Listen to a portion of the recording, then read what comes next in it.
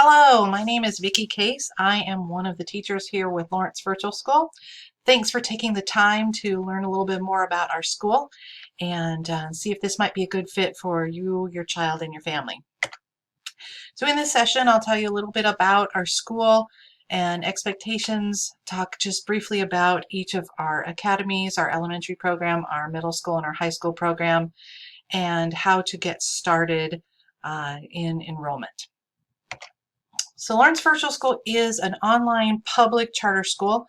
We are a statewide charter school, meaning that any student that is residing in the state of Kansas can be a part of our school. We are fully accredited. We are part of the Lawrence Public School System, and so our school is just the same as any school in the Lawrence School District. We do serve students K through 12, so a student could come to us in kindergarten and stay with us all the way through graduation. And students do receive a diploma just like our students that are in LHS or Free State High School. It is fully accredited and accepted by any post-secondary. We are also, our high school curriculum has been approved by NCAA, so if you have students who are doing sports as well. It's a great way to be engaged in your students' learning and their education. We are one of the oldest virtual schools in the state of Kansas, and we are the largest virtual school in the state of Kansas.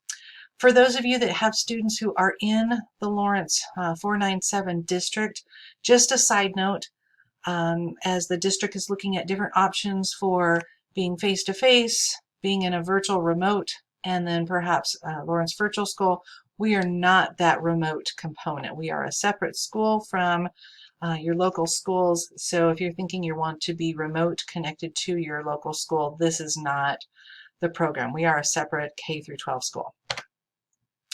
So what does enrollment include? It does include world-class curriculum for your students. We have 2 different learning platforms, and one of the things that I think differentiates us from what happened last spring in the continuous learning, or perhaps what things might look like here in the fall, is our curriculum is designed for online delivery. So lessons and information and everything is all in one place. Their calendar for what they need to do, their assignments, instruction, and then plus live teaching, depending on the grade level, is all provided in the same format. So it is a world-class curriculum. Should your family need a computer to use when you're enrolled with our school, we can loan that computer to you. In the elementary level, they do get a wide variety of workbooks, literature books, math manipulative, science equipment, things like that to do their lessons. In the middle school and high school, their curriculum is online, and there's very little that is not an online component. You will have a partnership with Kansas licensed teachers, and our teachers, just like our students, live all across the state, but they are all Kansas licensed and they are certified to be in Lawrence Virtual School.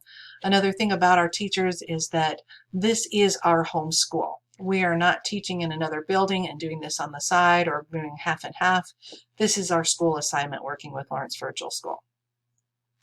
Many of our teachers have been here for a number of years. In fact, if I take our teaching staff and office staff, we have about 60 staff members across our whole school, and when we add up all of our years of virtual experience, it comes to about 400 years of virtual experience across our team. So we are well versed in learning at home. We do have high school counselors for career and college planning. So if that's something that your students, if your high school need that, we can provide that. In addition, if your students need additional resources for learning, we can provide those things as well. Because we are a public school, we are tuition free. However, we do have a $97 material and technology fee. This is actually the same fee that students who come to our Lawrence buildings pay. One of the benefits of our school is it is flexible and somewhat individualized in that you're not waiting for 20 other students to figure it out or to sit and dig into the material, so you can be working at your pace as long as you're making. One of the things, a caveat to it is students do need to make steady progress. There are, as we head into the middle school, high school, due dates to turn things in, but there is flexibility even within that. It's a wonderful partnership between parents and teachers, and in fact, I should say students as part of that partnership. Everybody plays a part. This next one, of course, is a little odd in that, we pride ourselves with lots of really fun outings and field trips. I don't know what that's going to look like this year. We will have to follow the guidance of our district as well as local health officials to see what that's going to look like. We do offer some virtual. For example, in our middle school, we have a virtual field trip club. So we might be doing some of those things, but we are going to provide those opportunities for students to connect with other students as well outside of the academics. And students can do school pretty much anytime where they can get online. Of course, we encourage the primary amount of school going on is during that traditional school day, so that should they have questions or they can go to our online classes, that's when our teachers work, is that traditional school day. Our school is divided right now into 4 what we call academies: kindergarten through 2nd grade, 3rd through 5th, middle school, and then high school. We have incredible office staff that are housed in a building here in Lawrence, as well as 2 fabulous administrators. One of the big things that I share with every family that I ever talk to is the key to success in our school is communication. We don't have the luxury of getting to see your child every day in class and being able to just stand right by them and watch how they're working and be able to communicate every step of the way. So communication is really important.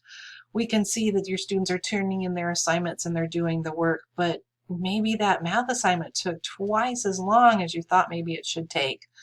Or maybe those math assignments are super easy and we're ready to maybe move forward a little bit. So communication amongst our families with our teaching staff is really critical. So you will have phone numbers of the teachers that you'll be working with. So every family, every student will have a homeroom teacher that they'll be connected with, and so you'll have their home office number. Our teachers, once again, they are all over the state as well as our students. If you are in middle school and high school where you have different course teachers, you'll of course also have their phone numbers as well. So you'll be able to reach out to them. Our students do have an email address in our district. We use Gmail. And in our middle school and high school, we actually really encourage our students to use that email to communicate with their teachers. Their teachers will send out, reminders or just communicating with the students. That is not where the assignments are posted. The assignments are posted within our learning system, but they do use email. And in fact, we encourage our middle school, high school students to use that email to reach out and advocate for themselves, rather than maybe mom or dad or grandma or somebody reaching out saying, hey, my child is having trouble with this. We really want to encourage them to reach out to that teacher and say, I'm having trouble. I'm Unit 3, Lesson 2, and I'm having trouble with this. Our learning coaches, that's our parents or adult that's working with the child and overseeing their school.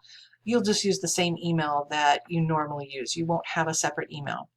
In our elementary program, we know that, students, they might use the email and they're more than welcome to, but we know especially with those younger students, it's probably mom or somebody or dad helping them check that email, and we don't want you to have 2 places to go look.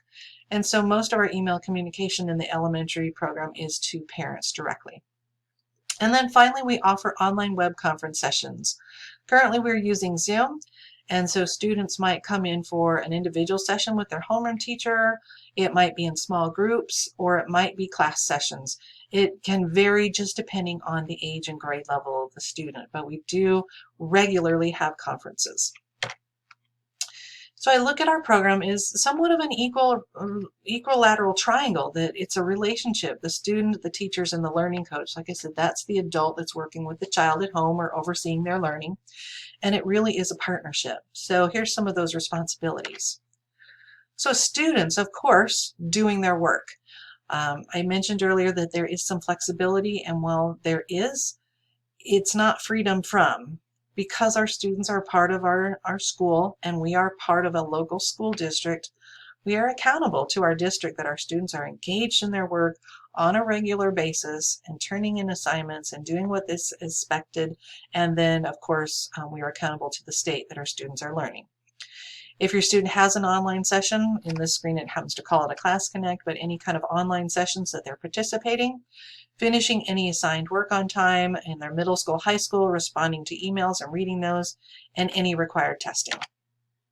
The teachers, and we call them education specialists, do teach live lessons. They are not every day. And I'll talk a little more specifically when we talk about our different academies, what that looks like. But they do teach live lessons with the students, developing learning plans with the students and their parents, providing extra help or challenges, evaluating students. Our students are following the same Kansas standards, so we are making sure students are working on those standards. And then in the middle school, high school level, the teachers also offer office hours, so students can just pop in and ask questions. So our adults, we call them the learning coaches, their responsibilities are making sure we have a healthy learning environment at home. In the elementary level, it is actively teaching and working with your student on daily lessons and activities. It's really more like a partnership, a co-teaching type scenario in our elementary level. They do not just say, okay, honey, go work on your school and let me know when you're done. They are actively working with their children on those daily lessons, but we do provide everything you need to be able to teach those lessons at home. In the middle school, it makes a little bit of a transition. Middle school, high school, the parents or the learning coaches are more of a guide or overseeing, making sure that students are actively working, making sure they're turning in their assignments, make sure they're communicating with their teachers and doing the things that are expected. Learning coaches need to be available for scheduled conference calls. We do plan times, homeroom teachers with the students and the parents to have regular individual conferences. Typically, it's about every other week, and it's at a scheduled time, so you know when that's coming. It is during the school day, most typically, because that's when our teachers are working that traditional school day. And it's a time that we've just set aside for you and your student to really talk about how things are going. Of course, you can reach out to those teachers anytime you have questions, but this time is set aside just for you and your child. If your child, maybe we say, gosh, we need to really work on this. It looks like this is challenging. As a primary teacher, for example, maybe students are having trouble with understanding adding with regrouping. And I might say, you know what, I've got this great activity that I'd like your child to work on this week. And so we might prescribe something in addition to the core curriculum to work on to help your student be successful. Parents are also going to be logging in the lessons that the students have completed in the elementary level. The students in middle school, high school are turning in assignments, which shows that progress. We do participate in state assessments. Now, as you know, we didn't have state assessments last spring, and I don't know what that's going to look like this coming year. But normally, in a normal year, we do participate in state testing. That's for 3rd through 8th grade, as well as 10th and 11th grade. And what we do is shortly after spring break, our staff basically just goes on the road, and we go out to about 10 different locations over about 5 weeks. Some say locations we come back more than once, and students come either a couple mornings or a couple afternoons, and they take their state assessments. So they do need to do those face-to-face. So there are a couple times during the year where your students do need to come to us. But like I said, we travel all over the state, so hopefully it's within a reasonable distance for you to travel. In addition, our elementary program, we do use the Ames Web Math and Reading program, and in a normal year, we would ask you to travel to a couple locations to complete that. And then our high school students do complete face-to-face finals. And once again, our high school staff goes out to not quite as many locations, but they do go out and do those face-to-face finals. We do ask our learning coaches to check email regularly. We try really hard not to send out lots and lots of emails all the time, but do make sure you're checking that. And once again, that communication is really key to success. So what things are required? So the daily work, I've kind of mentioned that. Your schedule is flexible to what your day looks like, things like that, but regular lesson completion is expected in our school. We also do what's called an attendance audit, and this actually happens in every school in the state. In a brick and mortar classroom, they take attendance, send it to the office reports it to the state, and they're finished. In our virtual world, we'd have to do a little bit more. So on those, we have 2 days right now, at least the way it has happened in the past. We have 2 days in September, about mid-September, where our students have to be logged in during the day for that traditional school time hours to work on their work and turn assignments in. And that's what we report. And the attendance audit, like I said, across the whole state, this is what funds our schools because it's based on student attendance. So that is required as well. Talked about state assessments. And then I've also talked about those, if there's some additional intervention activities to help support your student learning, because our goal is your students to learn. And if we need to provide something in addition to help your child to do their best, we need you to help them to engage in that. One of the big questions I always get asked is, how much time does this take? Well, it varies depending on the age level and sometimes the abilities of the student. On average, in the elementary program, it's about 18 to 22 hours per week. That's the total time that they're working. So I always tell families that, when you get your lessons completed at the end of the day, there's not more homework to do in addition, unless there's additional practice you would like them to do, maybe working on math facts or doing a little extra reading and things like that. But once the lesson is complete, it's finished. The homework has been done. But on average, 18 to 22 hours per week per student. So if you have multiple students, 18 to 20, if you even think 20 hours a week across 5 days, that's 4 hours. That would be very typical for maybe a 4th, 5th grader. That's their total time. That may not be, if you have multiple students, maybe they're working 30 minutes and taking a little break and working 30 minutes. If you have multiple children, it probably is going to mean a full-time day for you working with your children. So it is a kind of a lifestyle change to what your role is.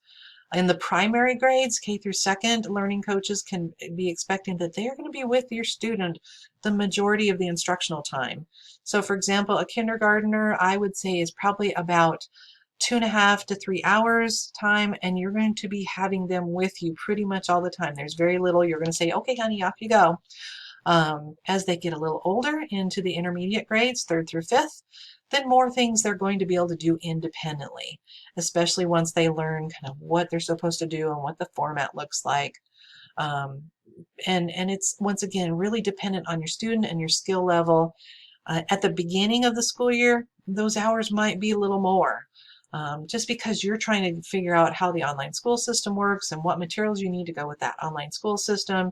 So early on, sometimes parents are like, gosh, it takes way longer than 20 hours in a week. But once you get comfortable and understand how the systems work and just get really comfortable with the materials, that time typically decreases. In the middle school and high school, it's a pretty big range, anywhere from 25 to 40 hours a week. So as we get up into that high school level, it really is getting closer to a traditional school day, if not a little bit more, kind of accounting for the amount of work. Once again, on average, depending on students. Learning coaches may be needed for some direct support depending on your student, but the lessons are designed to them, and the learning coach really needs their big expectation is just making sure that your student is really engaged in their work and working and staying on track and turning in those assignments. When you start thinking about school, things that you will need to provide, a place for your students to do school. I've actually homeschooled my own children through Lawrence Virtual, and when we first started, I had an extra bedroom that we created a schoolroom. We moved a few years into the process, and I did not have that extra room, and so we did school right there on the kitchen table. And so we would have our books, materials, computer, everything out, work on school. At the end of the day, I had a small bookshelf at the side of the room. We would put everything away and have dinner, go through our evening, and some nights we just kind of shoved it all to the end of the table and sat down and ate. But having a place for your students to do school. Of course, you'll need a computer. Any computer that has internet access will access our programs, but if you need, your student can be loaned a computer from our school, and we would be happy to do that. You do need to provide your own internet access. We do not provide that. We recommend high speed. Internet is best for our programs. And of course, with our elementary, you'll need a place to put those books and materials. I always tell families, I had just a real small bookshelf, maybe 2 or 3 shelves, not very wide, where we could put all of our materials. And then of course, you'll need some of those traditional school supplies, paper, pencils, things like that. There's really not you have to have 5, 2 pocket folders, 5 different colors, all that. That is not the expectation. It can be what your student is comfortable. And when my girls were schooling with LVS, some years it was loose leaf paper in a 3-ring binder. Some years it was spiral notebooks. Some years it was those cute little composition books. That's really up to you and your student. But you do from time to time you're going to need those traditional school supplies. A printer is needed sometimes, but of course if you need to print something and you do not have access to a printer, you can let your teachers know and they can print it and mail it. And then there will be times where students maybe need to send something, either in the elementary, send something to their teacher. For example, as an elementary teacher, I might ask my second graders to send in their composition that they wrote for a unit so that I can see, first of all, how are they doing with developing a couple paragraphs, and I can see their handwriting. So there may be times I ask for that. In the middle school, high school, there may be things that they're going to type in a Word document and they're going to upload into their system to turn in, and sometimes it's going to be something they're going to do on paper and need to either have a scanner, or since our phones have such great cameras these days, many of my families, when they need to send me something, they just take a really good picture. Most, both Android and iPhones have apps that you can take a picture and it turns it into a PDF file. So they just take a picture and do that. And with elementary families, they just email it to me. With the middle school, high school, once again, there's a place for them to, like a Dropbox, to put it right into their assignment. All right, so to talk a little bit about the elementary program, kindergarten through 5th grade. Once again, it is standards based, and so we are evaluating your students based on the Kansas College and Career Standards. This curriculum that we use is from a company called K-12, and maybe you've heard of that company before. It has been around a number of years. I'm going to say about 20 or so years. It was originally designed as a curriculum for homeschool, independent homeschool families. So it was written to the parent who was not trained as a teacher, and it was designed for at-home delivery. Well, as virtual schools started to come to be known, and I will be upfront, K-12 is a for-profit company. They realized that they could maybe partner with virtual schools and of course, sell their curriculum. There are schools that K-12 owns and manages and runs. And in Kansas, they have to partner with a district to be able to do that, but they manage it, own it, oversee their teachers and everything. We are not one of those schools. We purely just buy the curriculum because at the time of this recording, this is the curriculum that we have found that is the very best out there for elementary programs. I personally really love the curriculum and think it's a great at-home curriculum. Very well laid out, organized, has everything there for you. So like I said, we purely purchase it. Our teachers are not employed by K-12. They are employed by the Lawrence School District. So we use this K-12 curriculum, and when it was designed, it was research-based, developed on big ideas that students need to learn, and then as our standards have developed, they continue to make sure that they are making sure to match those standards. It is nice in that when we order your courses, all of the information is there, all of the lessons are there, so students can really spend time on the things that are a little more challenging, and if there are things that they just do really well in and it's comfortable and easy, they can move on. The example that I always give for my own children, both of my girls are really pretty strong in math. My younger daughter, who now jokes, Mom, I'm way better at math than you ever were, which is true. But they were really good at math, but writing, composition was really hard for them. And so math lessons could go quickly and we could move on so that we could spend the time needed to become good writers. And my proud mama moment, I feel like they both are very accomplished writers. So it gives you that flexibility. We do know that every child is different and doesn't need to track with 20 other kiddos doing exactly the same thing at the same time. Our teachers do assess those standards as part of our individual conferences and small groups. So in the elementary level, you will meet with your teacher at least every other week as an individual conference. In addition, your teacher may invite your child to participate maybe in some weekly small group sessions with other like grade peers to work on math skills or reading skills or have a read aloud together. We have one teacher that about every 6 weeks she hosts what she calls author's lunch, where students can come and they can share things they have written that they would like to share with other students. And some students just like to come and listen. So we offer those opportunities. We might offer read-alouds for our primary students to come and have a story time together. Every teacher is a little different in what they offer, but we offer opportunities for students to come together. Once again, we use Zoom, maybe in small groups for instruction and support, or if your students may be struggling in something, so the teacher may have another student that's struggling with the exact same thing and might say, you know what, let's get together and let's work together on that skill for a few weeks and see if we can make that better. The teachers do not meet with the children on a daily basis. There's no Zoom check-ins in the morning as a general practice. It's those individual conferences and those scheduled small group sessions. Of course, if your family needs something more, we can talk about that and see how we can serve you and your child to fit the needs that your child needs. But generally speaking, we're not teaching every day with your child. That's part of that partnership, that co-teaching that the teacher and the parent or the adult, the learning coach, is working with that child on those daily lessons. We do offer the 4 main core subjects: language arts, math, science, social studies. Language arts includes a number of components in the early primary grades and includes phonics. And then we also include things like literature, vocabulary, language skills, spelling, composition, things like that. So we are covering all of those skills. In 5th grade, in the social studies, they do start a series talking about U.S. history from the very early Native American people groups. I think they go through about the Civil War in the 5th grade. And those do meet the Kansas standards. In addition, later in the fall, if students are working on track and everything's going well, we do offer the opportunity to add an optional elective. So they do have that option. In the primary grades, they can add art. In the 3rd through 5th grade, that intermediate grades, they can add art or perhaps even a foreign language. And those are completely exploratory classes that they do it's still within the K-12 program, but it isn't supported by a teacher or anything like that.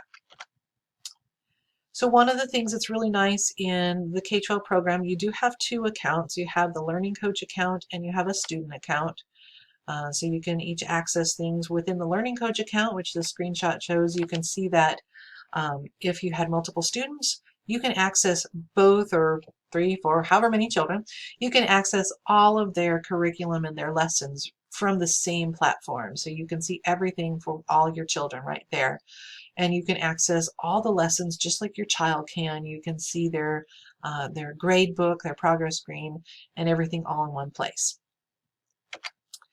And you can see it as a daily plan. You can see 2 little tabs, a daily plan or a weekly plan. I actually really liked the weekly plan because then I could see the big picture of what was assigned. And students then, just as you're working on lessons, you click on those. These are all links to their lessons. It goes in, and the lessons have some things are maybe a little video to watch. For example, this one is about subtraction. I believe this is a 1st grade lesson. So you can see that it looks like there's an interactive video to watch talking about subtraction. It might be things where kids are going to interact and drag and drop things or type in answers.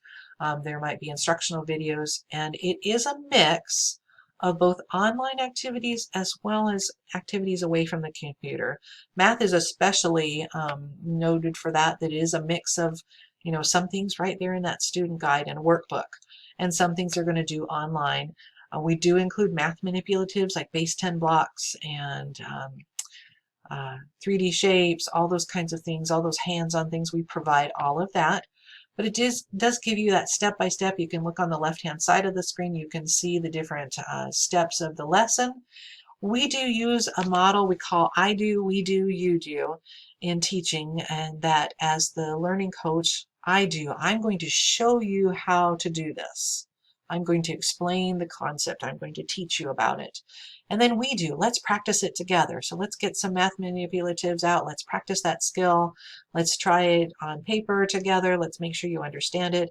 And then finally, you do. Okay, so now you're going to show me that you can do it. You understand the concept. You can demonstrate to me your understanding. That you do might be a worksheet. It might be an interactive activity on the computer. It might be a little online quiz where the students are showing independently that they can do it. And if your students are still struggling, the nice thing, you don't just have to move on and just say, oh, well, maybe they'll get it later, you can go back and reteach and practice. Go back to that we do step and let's try it again. We're not bound to just keep on moving on because we've got 20 other kids ready to move on. So it is a nice mix. Language arts is probably more traditionally away from the computer. You still have some online activities. So for example, in phonics, there are some little hands-on activities and practice with phonics skills, but still a lot of hands-on in the phonics. In the early elementary, we provide a great magnetic tile kit where the students are manipulating those tiles with the letters on them and building words and doing lots of things like that. We provide all kinds of reading literature, short stories, novels, poems, all kinds of informational stories, things to read that are all provided as part of the curriculum. Science has that online component where we're looking things and learning about different concepts, but then there's going to be experiments. If there are things that traditionally you wouldn't have at home, we're going to provide those science materials, and then you may provide some things that are at home, like some paper clips and rubber bands, or things like that that either you have or you go to your local store and pick up pretty readily. Social studies is primarily online, but then there are some worksheets associated with it. Here's another little activity. The student has some questions. They're going to click on the answers and work through that. This is talking about, looks like writing complete sentences. There is a progress screen in both the Learning Coach account as well as the student account, so it essentially is showing you the percentage of lessons that have been completed in that course. It's really, the students really like it at the end of the year because they can see those progress bars being just about full, and they'll know that they're ready to be done with school for the year. I'm going to take a pause here because if you are elementary only, this is that point where I'm going to talk about how to enroll. And so if you want to drop off on this recording, you are more than welcome to do so. If you have middle school, high school students, of course, please stay on watching the recording because I'll be talking specifically about those groups of students. So if you decide that this is what is going to be a good fit for your family, here's the process to enroll. You're going to go to our website, lvs.org. About the middle of the home page, there's an announcement section, and in that section you'll see that green button that says Apply Now. You'll click on that. It will open up our district's online enrollment portal, and you'll fill out the online enrollment application. At the end of the application, there will be a list of some things that need to be provided to our school for enrollment, including a copy of a state-issued birth certificate, proof of your residence in Kansas. Like I said, all students have to be Kansas residents. So it might be, a copy of a current utility bill, a tax statement, a copy of a lease, or a mortgage showing your residence. Copy of up-to-date immunizations, most recent report card. And then if your student receives special education services at your local school, so you have an individualized education plan, we do need a copy of that plan as well as their most recent evaluation, which also reminds me, we do provide special education services. We have an incredible special education staff, including academic services, speech services, also ways to help support your students with PT and OT. So we do have that. We also have a gifted facilitator if your student has a gifted IEP. So we can support those. We can also, if we find that your student is struggling and all of the things that we intervene within a general education level, we will try a number of interventions first. But if we find that we still cannot support your student, we also can evaluate students for special education. So all of those documents get sent into our school, and then at that point, one of our staff members, one of our office staff members will contact you to finalize that enrollment. There will be a short enrollment interview, and they'll make sure everything's in order and everything goes there. If your student does have an IEP, we will actually schedule an IEP meeting. We have staff on this summer to meet with that because we want to make sure that we can provide the services that your child needs and meet your child's needs in this virtual setting. Then the last step, if it is still the summer month, then you'll be connected with one of our teaching staff to just go over coursework. If it's a high school student, you'll be looking at their transcripts to see what courses they need to continue on in their plan of study for graduation. Now, if you are a Lawrence Public School family, your process is just a little bit different. And remember, like I said, this is not the remote learning option.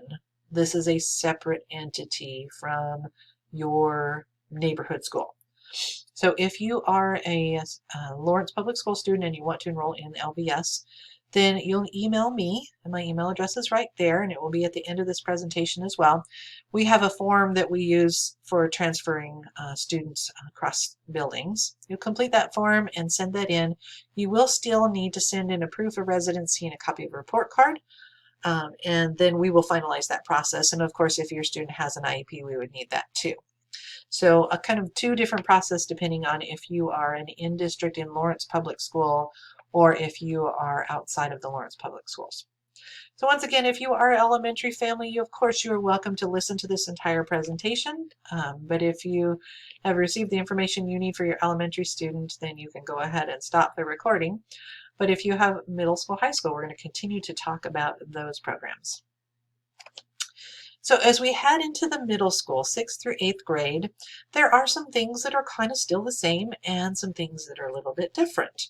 We are starting to prepare those students, kind of this transition years, to be thinking about high school, where credits count for graduation and all of that. So we want to start teaching our students about those kinds of things. Our parents, while they're not doing that daily instruction all the time, and make a little transition. Of course, there are some parents that still like to provide some of that instruction. When my girls were in LVS, I liked to work through the math lesson to some point. So if they asked me a question, I knew what they were doing. I liked to talk about their literature. Excuse me for just one sec. So there were times where I was interacting with them in their instruction. And so that's important. You're making sure that they're doing their daily work, doing their assignments, they're going to online class, you're monitoring their progress, and of course communicating with teachers. You will continue to have a homeroom teacher for each of your students.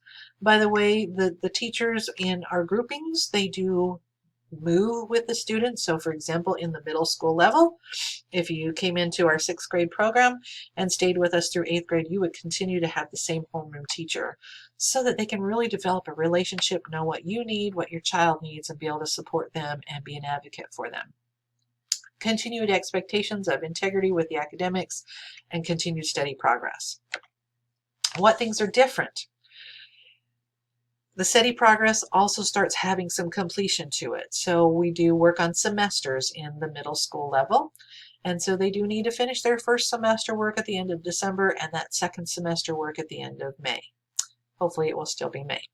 So they have that.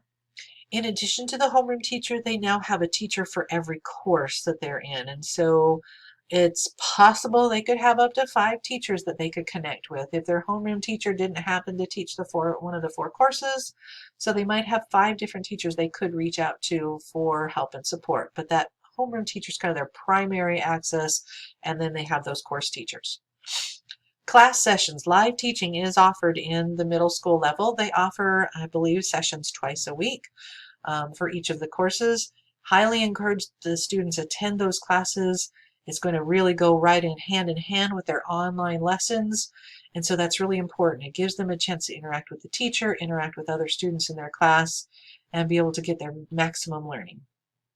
There is only one account in their courses. We actually switched to a different learning management system in the middle school, high school. It's called Buzz. But there's just one access. So parents, if you want to see their gradebook, you do need to log in as them.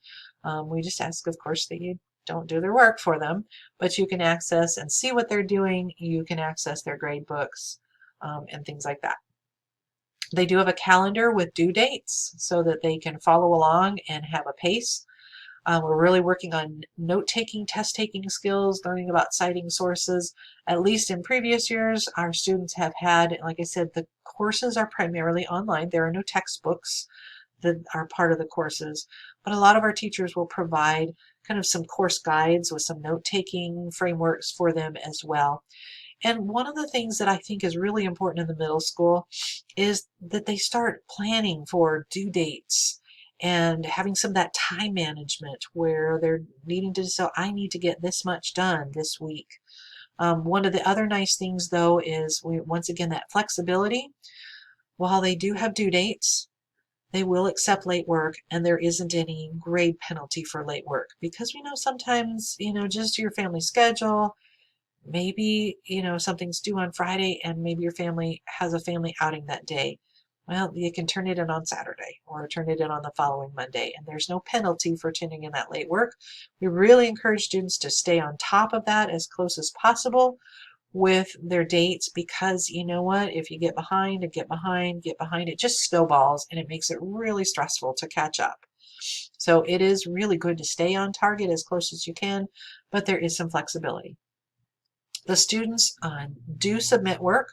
Some things are automatically graded within the system, like a little quiz or something, but they are turning in assignments, whether it's in English, maybe writing a paper about something they've read, maybe typing it on a Word document and putting it in the Dropbox, or completing a math assignment and taking a picture and once again loading it into a Dropbox. They are going to be submitting work to their teachers for grading, and in fact in middle school they do get grades. And so that's kind of that shift from the elementary level to the middle school. The other thing that we also start incorporating in the middle school, in addition to their live classes and things, is we start incorporating clubs. We have a number of clubs. Last year, some of the clubs included a photography club, a Harry Potter club. One of our teachers picked out really engaging middle school books and just had a read aloud, and the students really enjoyed that. We've had virtual field trip, arts and crafts clubs, so a number of clubs that they can participate in. We do have a Junior National Honor Society, so students can do some leadership work as well. And so we do offer those opportunities as well, and those are all online clubs. Coursework. In the middle school level, of course, they all have grade level English and science. In social studies, 6th grade does world history, 7th grade does a semester of geography and a semester of Kansas history, and then in 8th grade they pick up that U.S. chronological history and continue on with that. Once again, that follows the Kansas standards. Math might vary depending on your students' math skills, and that will be something the teachers will work with to determine, do you need that basic grade level math? And once we get to 8th grade, some students still need that, that solid foundational 8th grade math. Some are ready for pre-algebra, some are ready for algebra. And so it's a conversation with the teachers to determine what math course is the best fit for them. A new course that's going to be added in for all of our middle school students is called Homeroom Advisory.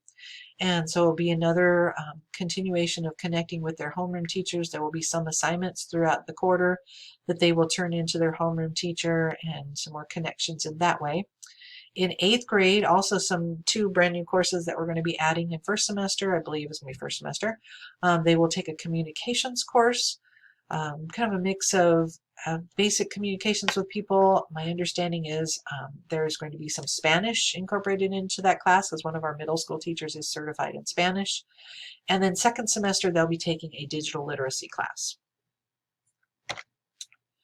Like I said, we do use a different learning management system in the middle school and high school. It's called Buzz, and it is, like I said, all online. It's pretty easy to navigate. At the beginning of the year, the teachers are going to provide orientation before the school starts to show how to navigate, but then those teachers will also work with your students to help you be comfortable with navigating the system. Most of our students seem to pick it up pretty easily. It's pretty easy, user-friendly. On the left-hand side, they have a folder system within their course, and when they open up that folder, it shows the links to their daily assignments and their work they're going to be doing. Here's another screen kind of showing some things you can see on the left-hand side. I know it's kind of tiny, but you can see the folder is opened up with their assignments for the days and weeks. Within the online system, besides those live classes that the students will attend twice a week, then when they're in their online system, they have a mix of things they're going to read, maybe videos they're going to watch or interact with, and then of course their assignments. They do have a grade book online, and in that grade book, the teachers are going to be adding those assignments as they have completed them and grade them. One thing to note, I grabbed a screenshot. This student doesn't have any that they are having a missing assignment. I mentioned that when they do their assignments, when we get to that due date, the teacher will likely mark it as a 0. And it will be red. The grades are green, but it will be red to help you see that, gosh, got a missing assignment. And the reason they go ahead and put zeros in because let's say at the beginning of the year, your student does a couple assignments and they do great, they've got 100%, but then they don't do the next 3 assignments. Well, if they don't put zeros in and you look at the overall grade, you're going to say, wow, you're doing great. But not knowing that there are 3 assignments that haven't been turned in, whereas if we put the zeros in, it creates an actual percentage of what their student's grade is. So if the student turns it in late, then of course, then the teacher will change that grade to the grade that they have earned. All right, so those are some of the middle school things. As we start thinking about high school, of course, where things kind of start counting towards credits and stuff, we continue that partnership, the learning coach, the counselor, the teachers, and our administration. So that learning coach, again, is monitoring, making sure students are interacting and attending class, doing their work. The teachers are going to provide that course-specific information, assignments, live help sessions in Zoom. That homeroom teacher really is your student's advocate. And once again, if you come in as a 9th grader, that homeroom teacher follows the student all the way through to graduation. And so they really are your advocate in working with your student, developing a plan if your student is struggling.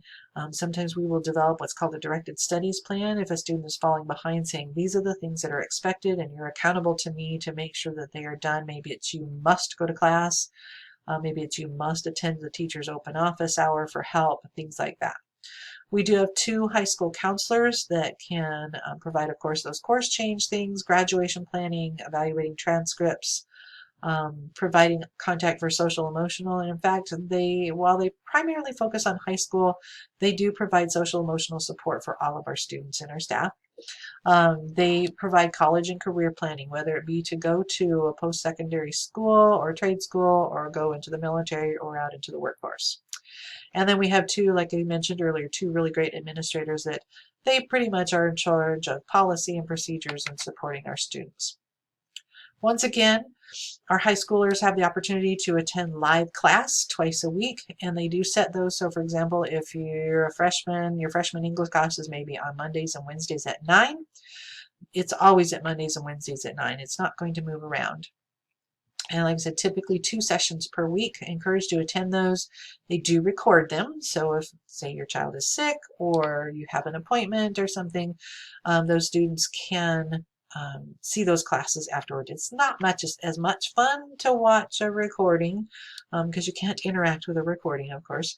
So attending live class is a better option. Here's a sample of what a schedule might look like. Here, kind of our whole school schedule. And your students are not going to go to class all day long. They might go to class at 8 and then maybe at 11 and then again at 12 and maybe 1:30.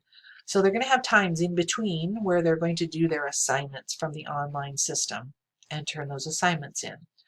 As you can see, there's kind of a green block right across the middle of the day at 11 o'clock. This year, my understanding is that is a blocked out time where there is going to be no classes taught. Where students can pop into the teacher's homeroom Zoom sessions and ask for help and get support. Our Fridays are set aside for meetings and for clubs. Our school staff meeting is early in the morning, and then late morning and into the afternoon, our students have online clubs, and we'll kind of talk about those clubs here in a little bit, and different things that are going on outside of that academic. But of course, the students can still work on their academic assignments on Fridays. I mentioned that office hours, these are really important for some students to just pop in and ask questions. Of course, if your student goes to the English teacher's office at 11 o'clock and has questions, but they need to still talk to their math teacher, they can reach out to their math teacher and say, gosh, I wasn't able to come to office hours. Is there another time we can meet? And of course, those teachers will meet with you and help them. I've mentioned that homeroom several times. That teacher really is your student's advocate, and they are checking and saying, how are your grades going? Some families, they will choose in the high school level for that student to do that homeroom time with the teacher. Some families, the parents really want to be involved in that homeroom conference as well, twice a month. So talking about progress and grades, any support plans, any other things that you need help with and support for your child to be successful. And so parents are encouraged if they'd like to join those sessions as well. So a typical course sequence for high schoolers, of course, they need 4 years of math, so they'll have English 9, 10, and then American Lit and Brit Lit. We do support and have courses in honors level and AP courses, so that students can get some of those dual credits. Math, once again, is kind of based on your students' needs as they're working on their math skills, and so it might be different depending on where they are in the math sequence. In science, depending on, and usually it is kind of dependent on where they are in math, will determine where they start in science. Some ninth graders will start with physical science. Some ninth graders will start with biology, depending on their math. We do require, I believe it's 3 science classes in the course of your 4-year high school. Social studies, history courses in the state of Kansas requires 3 credits for graduation. World history is required. U.S. history for juniors is required. And in the senior year, U.S. government and politics, that is a semester class. So as you can see, that only gives us 2.5 credits. So students will need to take some other social studies electives, such as geography or sociology, things like that.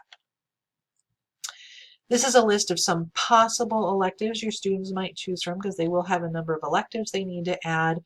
As you can see, there are some electives that are in the core topics like science and math and language arts, but then also some fine arts, different kinds of just different elective choices. Like I said, we do have AP courses, so students can earn those credits, and some of our students will choose to dual enroll even with some of our local community colleges. Again, students do receive grades in high school, of course, and we use a traditional grade scale for the A through F. Only grades above an F will count towards graduation. A D actually counts for graduation. If a student earns an F in a grade in a course, it might be that they're going to have to take it over, for example, English. But if they, for example, get an F in creative writing, that may not need to be taken over that specific class, but maybe they still need that elective or they need that credit, so they will just pick a different elective. But those grades do stay on their transcript. An F, so for example, let's say if they earn an F in English in their 9th grade year, it does not go away once they take that class again. They still have the F on the transcript. So that's an important thing if you have 9th graders, to really talk with them that everything that goes on there stays. And so we want them to do their very best. Should they fail a class and need to repeat it, we might do one of 2 things. Maybe the next year we might add an extra class, or many of our students will do summer school to earn that credit. So colleges do see the entire transcript, and so that's important to remember. They do have a grade point average, and of course you can go online and find different grade point average calculators.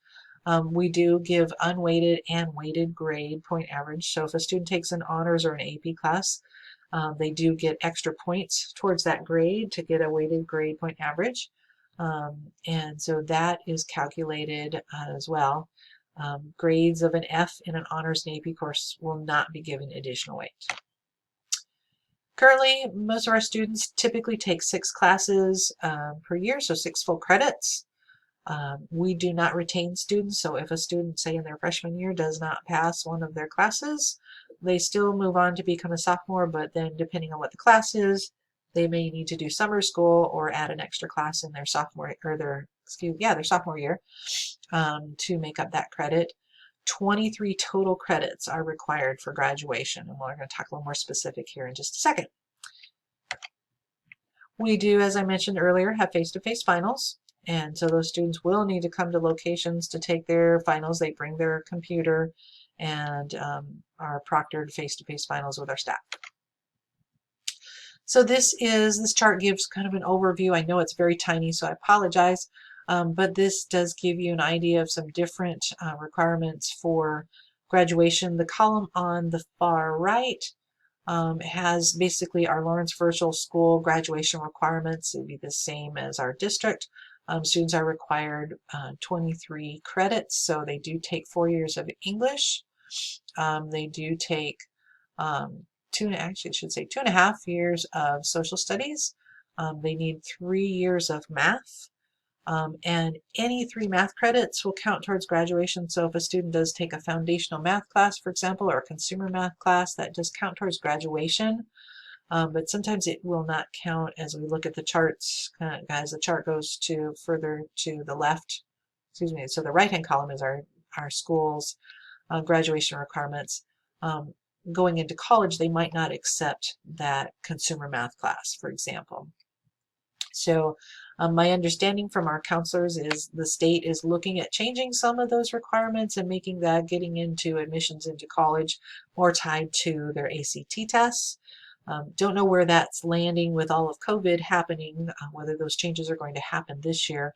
And so, but you have to consider if they are, for example, consumer math is one of their maths, will that give them enough knowledge to do well in their ACT test? So some things to consider. Science, they need 3 credits of science. To graduate, you do not have to have a world language.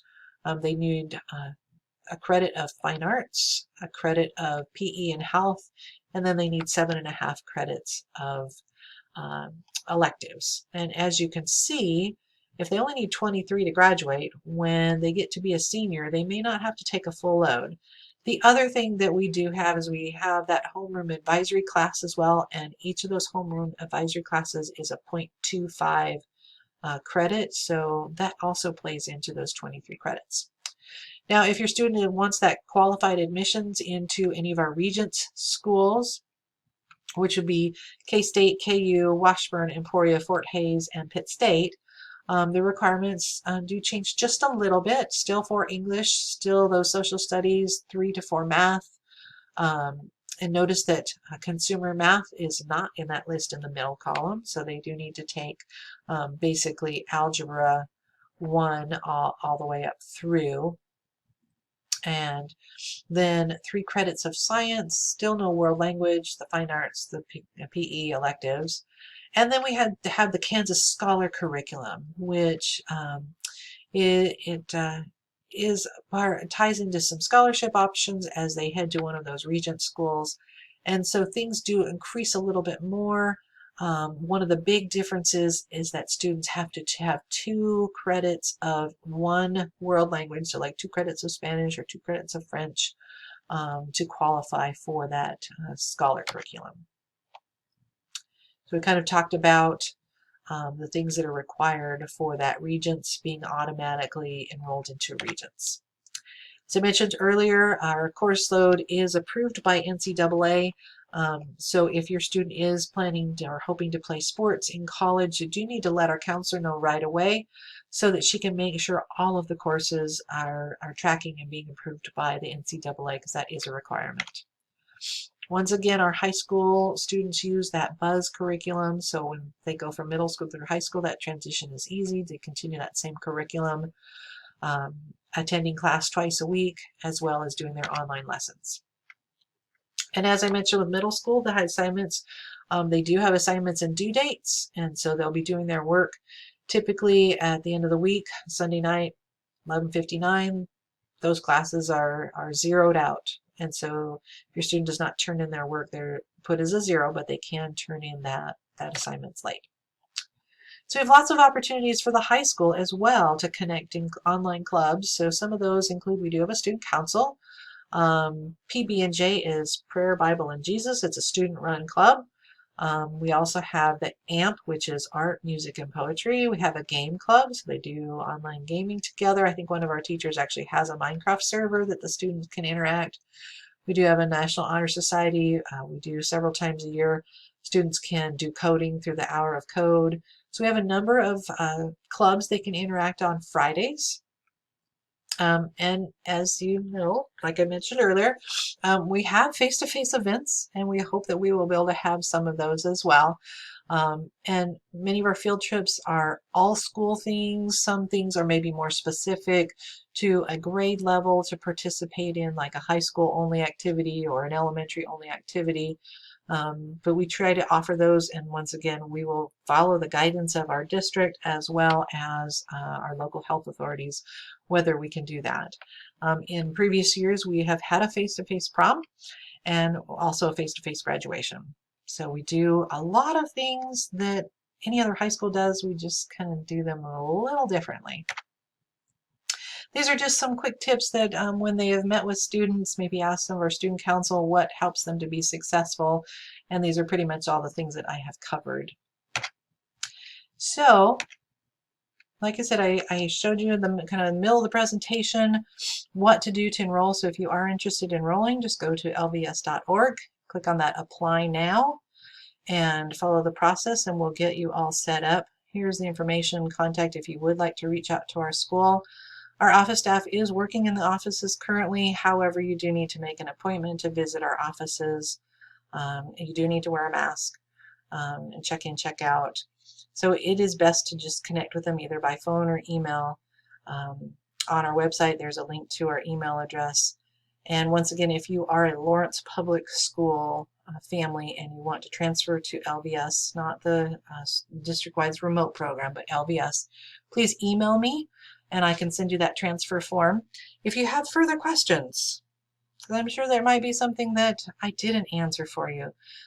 When it's kindergarten through 8th grade or just general school questions, feel free to email me. My email is on the bottom there. If you have specific high school questions, feel free to email Lisa, like one of our high school counselors, and we can get back with you and answer those questions. We hope that this information session has been informative to help you to know if this is a good fit for your family.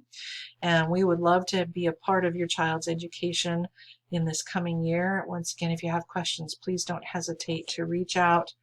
We're here to help, and have a fantastic day. Bye-bye.